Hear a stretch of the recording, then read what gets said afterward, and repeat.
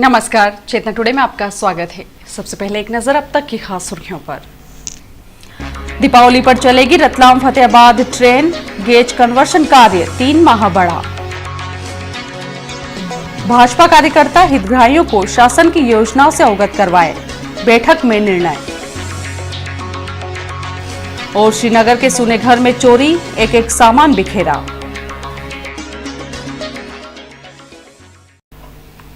इस वर्ष दीपावली पर नवंबर में जब घर घर पर दीप जगमगाएंगे तो रतलाम फतेहाबाद रेलखंड पर पिछले 9 माह से बंद पड़े सिग्नल भी जगमगा उठेंगे।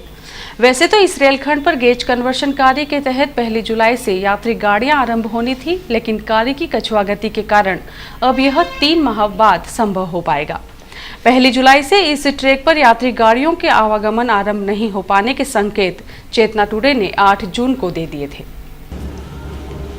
रतलाम रेल मंडल के रतलाम फतेहाबाद 85 किलोमीटर लंबे रेल पथ को बड़ी लाइन में परिवर्तित करने का कार्य 1 जनवरी 13 से आरंभ करते हुए 30 जून तक इसे समाप्त करने की डेडलाइन तय की गई थी, लेकिन फंड की कमी से कार्य की गति प्रभावित होने के कारण यह कार्य नियत समय सीमा में पूर्ण करने में रेलवे नाकाम रही है।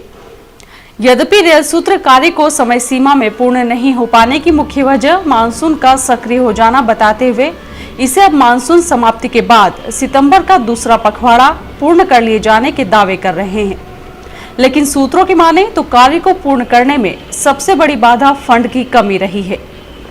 इस तथ्य को स्वयं पश्चिम रेलवे के मुख्य प्रशासनिक अधिकारी CAO विनोद कुमार संगल ने स्वीकार किया है। वे जब 16 जून को रतलाम में आमान परिवर्तन कार्य की समीक्षा के लिए आए थे, तब उन्होंने मीडिया से चर्चा में स्पष्ट रूप से कहा था कि रतलाम महू के बीच आमान परिवर्तन योजना में भी बजट की कमी आड़े आ रही है। रतलाम से फतेहाबाद के बीच कार्य करने के लिए पहले वर्ष मात्र 35 करोड़ मिले थे। रेल महकमे ने अन्य स्रोतों से राशि जुटाकर दूसरे वर्ष 120 करोड़ रुपए खर्च किए। यदि 225 करोड़ रुपए एक साथ मिल जाते तो एक साथ रतलाम से इंदौर तक का कार्य हो जाता। हालांकि वे ही श्री संगल अब यह कह रहे हैं कि बारिश के कारण कार्य की गति प्रभावित हुई है। काम पूरा करने के लिए अभी 1.25 माह का समय और चाहिए। इसके मद्देनजर अब यह कार्य मानसून समाप्ति अर्थात 15 सितंबर के बाद आरंभ होकर अक्टूबर अंत तक पूरा हो जाना संभावित है।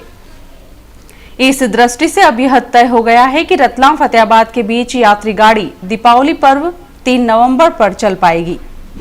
आमान परिवर्तन कार्य में लगभग 3 माह का अतिरिक्त समय लगने से सर्वाधिक परेशानी आम यात्रियों के साथ उन दैनिक यात्रियों को उठाना पड़ रही है जो रतलाम इंदौर के बीच अप डाउन के लिए मजबूरन महंगे किराए वाले वैकल्पिक साधनों का उपयोग कर रहे हैं। चूंकि रतलाम फतेहाबाद आमान परिवर्तन कार्य नवंबर तक पूर्ण हो पाएगा, इसलिए एक संभावना यह भी जाहिर की जा रही है कि इंदौर फतेहाबाद के बीच आमान परिवर्तन कार्य प्रभावित हो सकता है।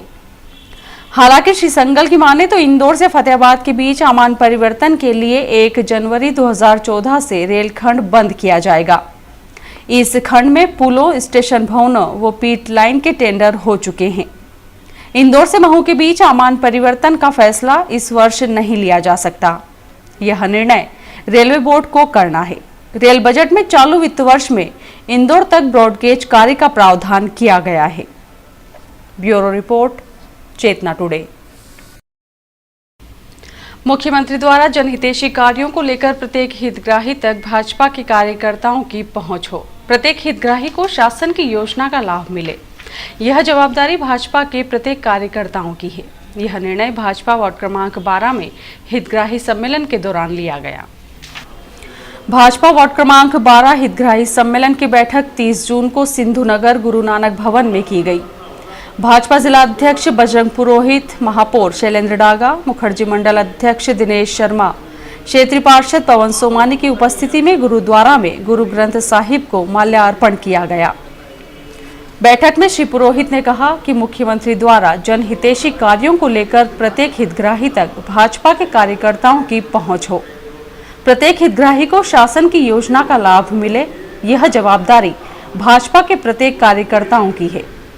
श्री डागा ने कहा कि नगर निगम रतलाम शहर के विकास के लिए कृत संकल्पित है। शहर में तेजी से विकास कार्य किए जा रहे हैं। मुखर्जी मंडल के अध्यक्ष दिनेश शर्मा ने बताया कि वार्ड क्रमांक 12 में सक्रिय कार्यकर्ताओं की कमी नहीं है। आप सभी मिलकर पार्टी की ऐसी सेवा कर पार्टी को और अधिक ऊंचाइयों पर पहुंचाए। पवन सोमानी ने वार्ड क्रमांक 12 में किए गए विकास कार्यों का उल्लेख करते हुए कहा कि मेरे द्वारा जो वादे किए गए थे उनको पूर्ण करने के पूरे प्रयास किए गए हैं। हितग्राही सम्मेलन 7 जुलाई से गुरु नानक भवन में ही रखा गया है। शहर में सुने घर चोरों के हमेशा निशाने पर रहे हैं। जहां भी घरों पर चोरों को ताला नजर आया, उन्होंने वहां अपना काम कर दिखाया। श्रीनगर में ऐसे ही एक घर में चोरों ने इत्मीनान से चोरी करते हुए एक एक सामान अस्त व्यस्त कर दिया। श्रीनगर निवासी आनंद सोनी अपने परिवार के साथ पिछले एक पखवाड़े से शहर से बाहर है। घर पर लटके ताले पर चोरों ने नजर रखते हुए घर में रखे सामान पर भी हाथ साफ कर दिया। घर में गोदरेज की अलमारी, पलंग, पेटी, सूटकेस, संदूक, टीन के डिब्बे सहित अन्य जगहों पर लगे तालों को चटकाते हुए चोरी की। इन स्थानों पर रखे कपड़े सहित अन्य सामान अस्त व्यस्त करते हुए चोरों के हाथ जो भी लगा वे ले भागे। पड़ोसियों ने जब घर का ताला टूटा देख खिड़की से घर में झांका तो पता चला कि चोरी हो गई है। घटना की सूचना पुलिस को दी गई, लेकिन चोरी में क्या कुछ गया है यह श्री सोनी के रतलाम लौटने पर ही स्पष्ट हो पाएगा। जिला पंचायत रतलाम के अध्यक्ष एवं उपाध्यक्ष के रिक्त पदों को भरने के लिए निर्वाचन हेतु जिला पंचायत रतलाम का सम्मेलन 9 जुलाई को प्रातः 11 बजे कलेक्टोरेट रतलाम के सभा कक्ष में आहूत किया गया है। 20 जून को जिला पंचायत अध्यक्ष श्रीमती अनीता जैन द्वारा इस्तीफा दिए जाने तथा इसके पूर्व उपाध्यक्ष दशरथ आंजना के विरुद्ध अविश्वास प्रस्ताव पारित होने से दोनों ही पद रिक्त हैं। इस हेतु जारी निर्वाचन सम्मेलन की अध्यक्षता करने के लिए निर्मल उपाध्याय अपर कलेक्टर को पीठासीन अधिकारी नियुक्त किया गया है। पीठासीन अधिकारी अध्यक्ष एवं उपाध्यक्ष के निर्वाचन का कार्यक्रम तैयार करेंगे और सम्मेलन में इसकी घोषणा करेंगे। जहां अध्यक्ष का स्थान अनुसूचित जाति, अनुसूचित जनजाति या अन्य पिछड़ा वर्ग के लिए आरक्षित नहीं है, वहां अध्यक्ष का निर्वाचन पहले कराया जाएगा। इसके बाद उपाध्यक्ष का निर्वाचन किया जाएगा। संबंधित अधिनियम के तहत यदि जिला पंचायत रतलाम के अध्यक्ष पद पर निर्वाचित होने वाली महिला अनुसूचित जाति, अनुसूचित जनजाति या पिछड़ा वर्ग की महिला नहीं है तो उपाध्यक्ष ऐसी जातियों या जनजातियों या वर्गों के सदस्यों में से निर्वाचित होगा। उल्लेखनीय है कि जिला पंचायत रतलाम के अध्यक्ष का पद अनारक्षित महिला हेतु आरक्षित है।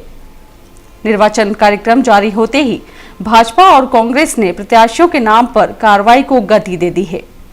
अध्यक्ष के इस्तीफे एवं अविश्वास प्रस्ताव पारित होने से उत्साहित कांग्रेस जहां दोनों पदों पर कब्जे के लिए तैयारी कर रही है, तो वहीं भाजपा दोनों ही पदों पर दोबारा अपना कब्जा सुरक्षित रखने की रणनीति में जुट गई है। श्री राजपूत नवयुवक मंडल न्यास महिला मंडल रतलाम की बैठक में नई कार्यकारिणी का गठन किया गया। सर्वप्रथम सभी पदाधिकारी व सदस्यों ने 2 मिनट का मौन रखकर उत्तराखंड हादसे में मृतकों को श्रद्धांजलि अर्पित की। प्रवक्ता राजेंद्र सिंह गहलोत ने बताया कि बैठक में श्रावण माह में आयोजित होने वाले धार्मिक आयोजन पर चर्चा की गई। साथ ही नवंबर माह में होने वाले विवाह योग्य युवक युवती परिचय सम्मेलन व परिचय दर्पण पत्रिका प्रकाशन हेतु विचार विमर्श किया गया।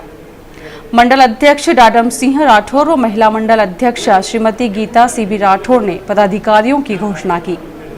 इस अवसर पर नवयुवक मंडल न्यास व महिला मंडल के पदाधिकारियों सहित समाजजन उपस्थित थे।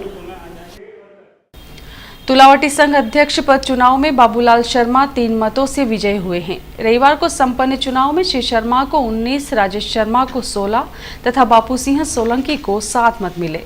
कुल 45 मतदाताओं में से 42 ने मत डाले। इस तरह श्री शर्मा कृषि उपज मंडी तुलावटी संघ अध्यक्ष चुन लिए गए। फ्रीगंज में 1 वर्ष पुराना कुआं उपेक्षा का शिकार होने से अपनी बदहाली पर आंसू बहा रहा है। इस कुएं पर सुरक्षा की दृष्टि से लोहे की जालियां लगी हैं, लेकिन आसपास का कूड़ा करकट और कचरा यहां जमा होने से कुआं खुद भी डस्टबिन बन गया है। स्थानीय निवासियों के मुताबिक 80 के दशक तक इस कुएं का पानी उपयोग में लिया जाता था, लेकिन बाद में कुएं के सूख जाने से इसकी ओर ध्यान देना बंद कर दिया गया। सुरक्षा की दृष्टि से जालियां लगा दी गई और उसी दिन से यह कुआं उपेक्षित है।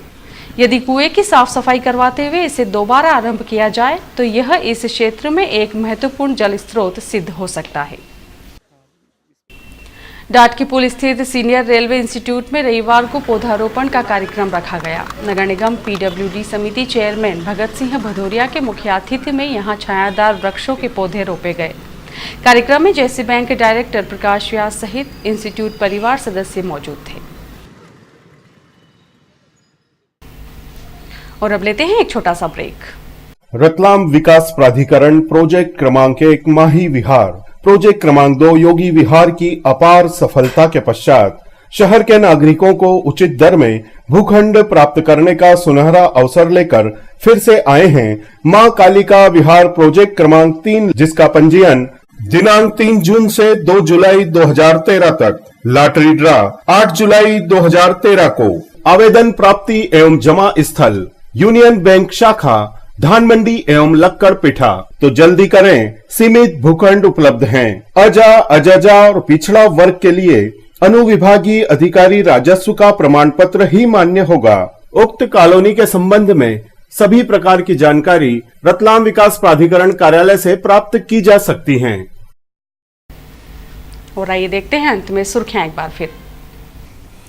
दीपावली पर चलेगी Ratlam Fatehabad train, gauge conversion कार्य 3 माह बढ़ा। भाजपा कार्यकर्ता हितग्राहियों को शासन की योजनाओं से अवगत करवाए, बैठक में निर्णय। और श्रीनगर के सुने घर में चोरी, एक सामान बिखेरा।